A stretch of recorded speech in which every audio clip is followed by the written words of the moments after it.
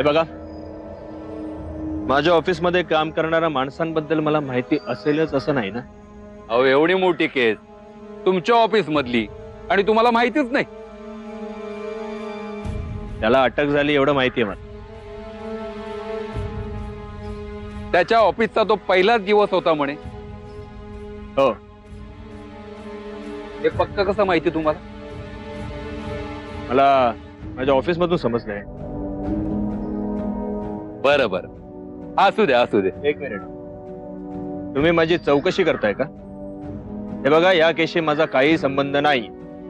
संबंध? अहो तेच तर शोधतोय. हे इन्स्पेक्टर चव्हाण, इन्स्पेक्टर चव्हाण. जे काही असेल, इन्स्पेक्टर चव्हाण. हे बघा, या गोष्टीशी माझा काही एक संबंध नाही. आणि माझ्याकडे काम करणारा माणूस बाहेर काय धंदे करतो याची माहिती मी का ठेवू? तेव्हा हे संशय म्हणून माझ्याकडे चौकशी करणं बंद कर. श्रीकांत इनामदार तुमच्या माणसाला, तुमच्या सप्लायरला भेटायला पुण्याकडे गेला होता. पुण्यात आमचा किंवा आमच्या कंपनीचा कोणताही सप्लायर नाही. हवं तर तुम्ही चौकशी करू शकता. वाटलंच मला तुमचा काही संबंध नसणारच. हो, तुमचा कोणी सप्लायर पुण्यात नसणारच वाटलंच होतं मला. निघा आता, मलाही जायचं. कुठं निघालात? तुमच्या या प्रश्नांना उत्तर द्यायला मी बांधील नाही. नाही, असं सहज विचारलं. एक गोष्ट लक्षात ठेवा, इथे माझ्या घराच्या आसपासही दिसायचं नाही. आणि नेक्स्ट टाइम पुराव्याशिवाय माझ्याकडे चौकशीसाठी यायचं सुद्धा नाही. कळलं? बर.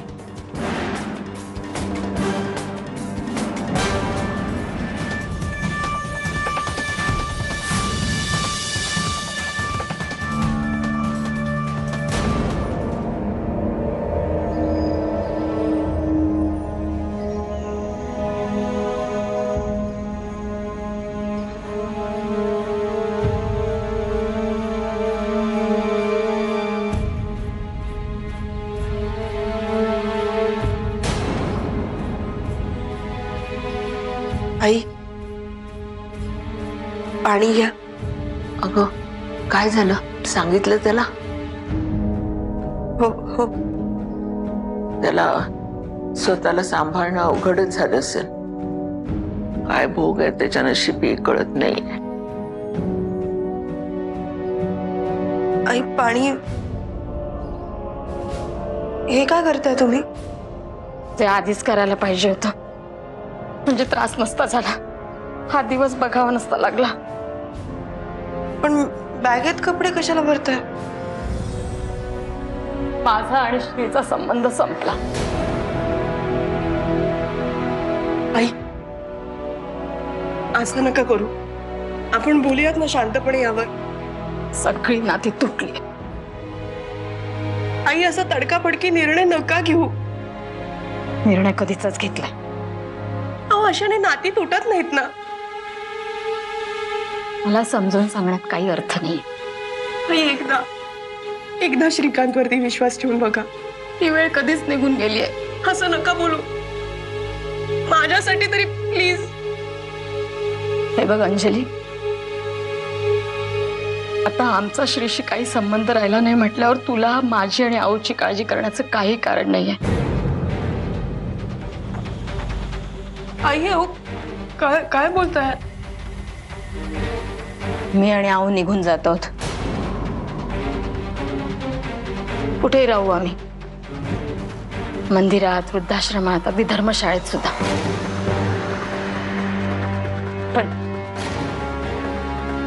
पण इथे नाही राहणार.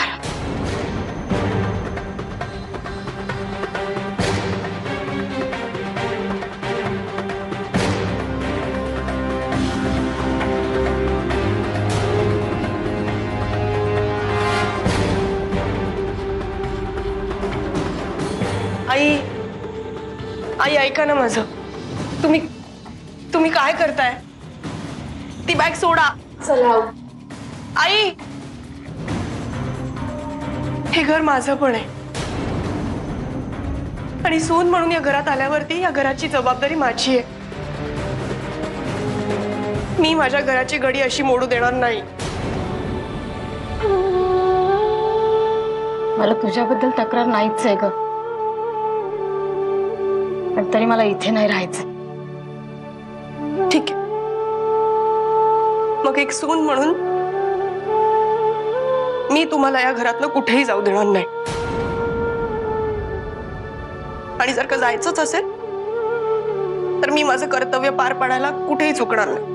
मी येणार तुमच्या सोबत आणि मग येईल त्या परिस्थितीला सामोरं जायची माझी तयारी. हे घर आणि तुझा नवरा सांभाळण्याची जबाबदारी ही तुझीच आहे. माझी सासू आजी यांना सांभाळणं ही माझी सगळ्यात मोठी जबाबदारी. अगं, आमची आयुष्य संपत आली आहेत ग. तुझं आता कुठे सुरू झालंय. आमच्यामुळे तुझं आयुष्य नको टांगणीला लागायला. माझा मुलगा कर्तव्यात चुकला, त्या पापाची फळं मला भोगू दे. श्यामल, अशा अविश्वासानं वडील तर गमावलेच आहेत ते ना. आता आई अशीच गमावेल. त्याची काहीही चूक नसताना त्याला असं पोरकं करण्याचा अधिकार कुणालाही नाही. अहो, मला नाही समजत आहे. त्यांच्या मृत्यूला श्रीच कारणीभूत आहे. काय केलं माझ्या डोक्यातून जात नाहीये. अहो आई, श्री लहान असताना शाळेत काही झालं तर तुम्ही त्या शाळेत जाऊन भांडायचात ना की माझा श्री असं नाही करणार, तो ही चूक नाही करू शकत म्हणून सांगायचात ना सगळ्यांना. मग श्रीला त्याच आईची, त्याच विश्वासाची गरज आहे. माझा श्री कधीच चुकू शकत नाही असं सांगून त्याचा विश्वास वाढवणारी त्याची आई त्याला सोबत हवी. तुमच्या मुलाला तुमच्यापासून तोडू नका आई.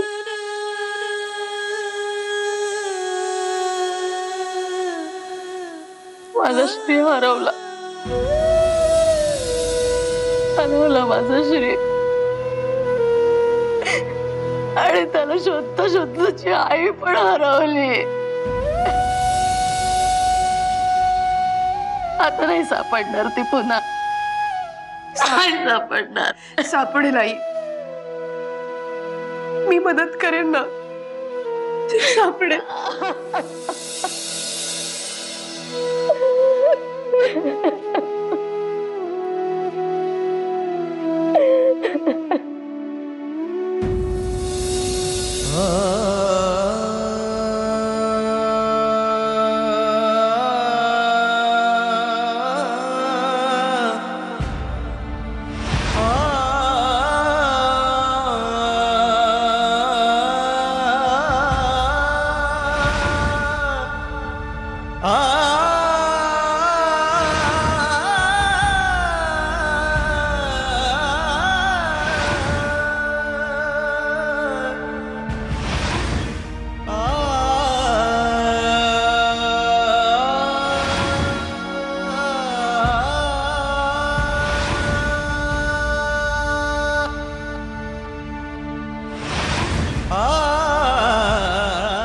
त्यांची तशी इच्छा नव्हती.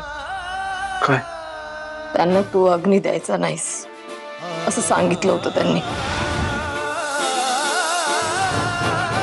आपला मुलगा असा गुन्हेगार निघाला ही गोष्टच त्यांना सहन नाही झाली रे.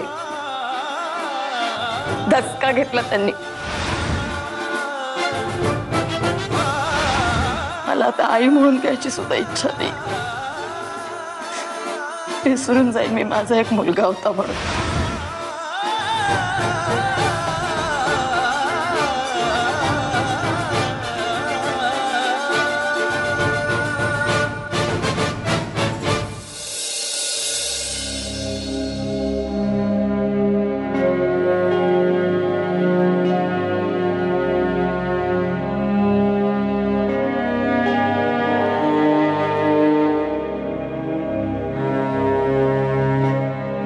आई पुढे शांत शांत का?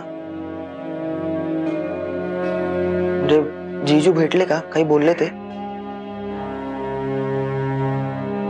ताई बोल ना. जेवलास?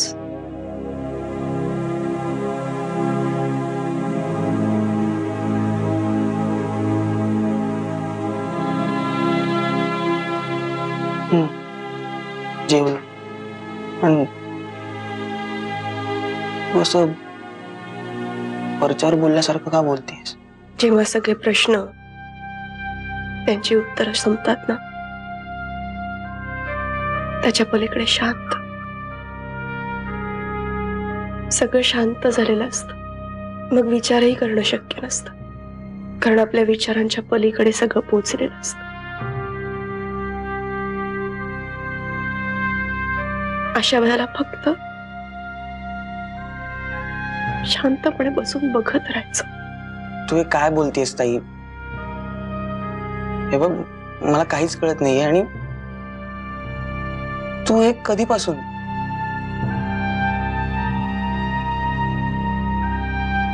अहो काकू, तुम्ही तरी काहीतरी बोला ना. विश्वास आहे माझा श्री निर्दोषच सुटेल.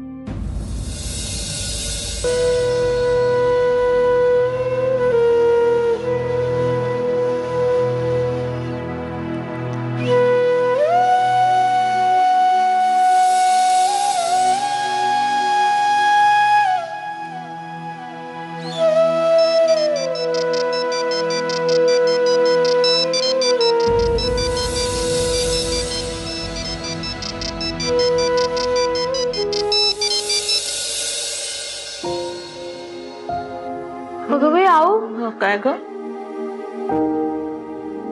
अहो काय करताय? तांदूळ निवडते. कशाला? मी करते की द्या माझ्याकडे. अगं तू एकटी काय काय करणार? असू दे, मी करते. मला करावंच लागणार ना, द्या. अगं म्हणून तर मदत करते मी. आणि फार कष्ट पडत नाहीत ग, इथे बसून तर सगळं करायचं. हो, तरी पण आओ. अगं घरात इनमिन 2 माणसं, हो ना? किती वेळ आपण एकमेकाशी बोलणार, काय सांगणार एकमेकींना, म्हणून करते. राहू दे. आओ तरी पण तुम्ही नका करू, तुम्ही फक्त बसून राहा. द्या. अगं तुझा वेळ जावा म्हणून माझ्याकडून घेतेस? खरं तर रिकामेपणाची सवय व्हायला हवी ना. आओ नाहीये. तर आतापर्यंत माणसाने भरलेलं घर होतं, आणि आता असं अचानक एकटेपण आलं. श्यामल, तुला किती वेळा सांगितलं असं बोलू नकोस म्हणून. बस एकटे पण काय, किती काळ राहणार आहे ते? आपल्या श्री परत आला की जाईलच ना. तरी बे अंजलीने घरी ती असते तेव्हा कामाला हात लावू देत नाही. अगं बाई, बरं झालं ती त्या विक्रमादित्याकडे जायला तयार झाली. त्याचा काय प्रॉब्लेम आला होता तो. हो, केवढे उपकार आहेत त्या माणसाचे आपल्यावर. परतफेड करण्याची संधी तरी मिळाली आपल्याला. आणि माझी खात्री आहे, आपली अंजली आहे ना, ती तो प्रॉब्लेम नक्कीच मिटवणार. आओ तुम्ही बसा निवांत. मी अगं तू काय झालं? मला आठवण आली.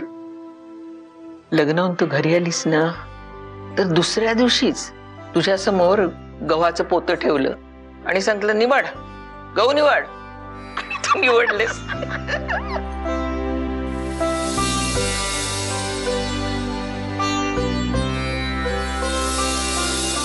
मंगळसूत्र? मंगळसूत्र काय? तुला मंगळसूत्र काढून ठेवावं लागेल.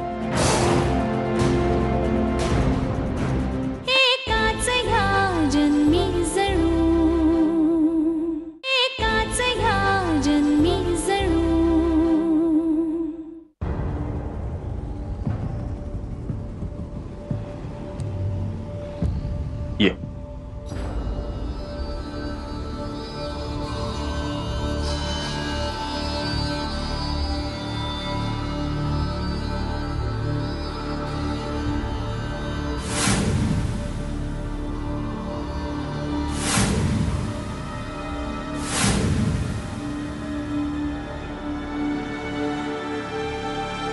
काय झालं? थांबलीस का? ये.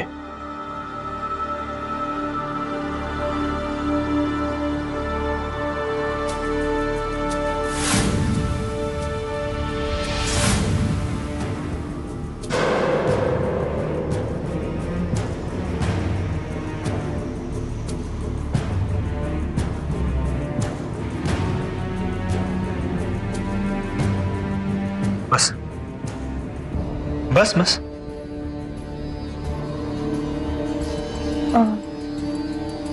आई आई कुठे? ती येईल इतक्यात ब्रेकफास्टसाठी. तसं असते अगदी नॉर्मल. स्वतःचा स्वयंपाक स्वतःच करते. सगळं व्यवस्थित आहे. अंजली,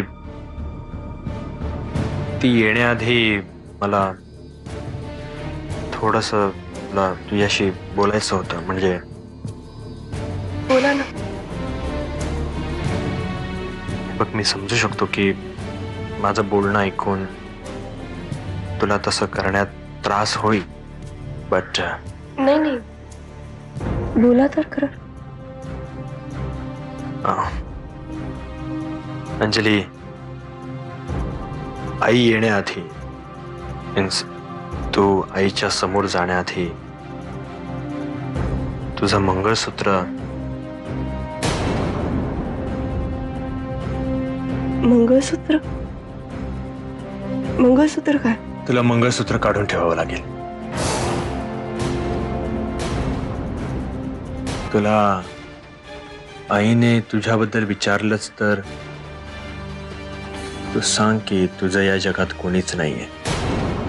एकाच ह्या जन्मी जणू, एकाच ह्या जन्मी जणू. का का काढून ठेवावं लागेल? अंजली प्लीज, गैरसमज करून घेऊ नकोस. अहो पण असं मंगळसूत्र काढून नाही ठेवत कोणी. मला माहिती आहे, म्हणून मला सांगतानाही त्रास होतो. पण त्यांनी काय होणार आहे? बघ अंजली, आधीच आपल्याकडे वेळ नाहीये, पण तरी मी तुला थोडक्यात सांगण्याचा प्रयत्न करतो. हे बघ, आईने जर तुला मंगळसूत्र घालून पाहिलं तर तिचा तुझ्यावर विश्वास बसणार नाही. म्हणजे तिला असं वाटेल की कोण ही बाहेरची, आपल्या घराशी संबंध नसलेली मुलगी आपल्या घरात आली. मला काहीच कळत नाहीये, तुम्ही काय म्हणताय? अंजली, तिला असं वाटेल की तुझं दुसरीकडे घर आहे, त्यामुळे तू तिच्याकडे आणि या घराकडे कसं काय लक्ष देशील. पण त्या गोष्टीचा याच्याशी काय संबंध? अंजली प्लीज, हे बघ, हे सगळं मी आत्ता तुला नाही समजावून सांगू शकत. Please try to understand me, please.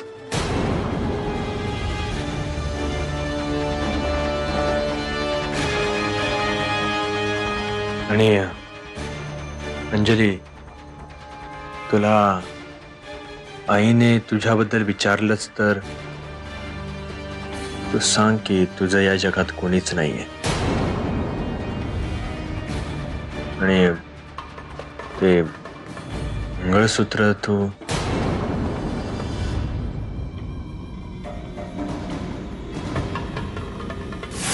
मनाच्या तळावरती आठवांचे पक्षी आले, तुझ्या